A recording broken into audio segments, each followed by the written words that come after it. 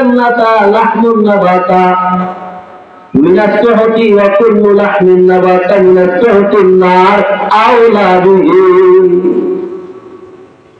কয় যেই ব্যক্তির দেহটা হারাম দ্বারা গঠিত, হারাম দ্বারা অর্জিত, যেই ব্যক্তি দেহের মধ্যে হারাম আছে, ওই হারাম দেহটা হারাম দেহটা জাহান্নামের উপযুক্ত।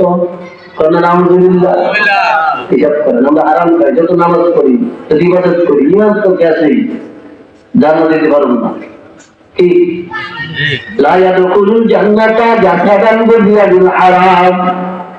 অন্য হাদিসের মধ্যে নবী বলেন, যেই ব্যক্তি দেহের মধ্যে হারাম প্রবেশ করছে ওই ব্যক্তির জন্য জাহান্নাম, ওই ব্যক্তির ঠিকানা জাহান্নাম। এত কষ্ট করে নামাজ করি, ইবাদত করি, এত কিছু করি, কিন্তু হারাম করার কারণে আজকে আমাদের ইবাদত কবুল হয় না। আমরা নাকি জাহান্নামে হয়ে যাবো। আমাদের মতো কপাল করা আর কেউ নাই, ঠিক কি না?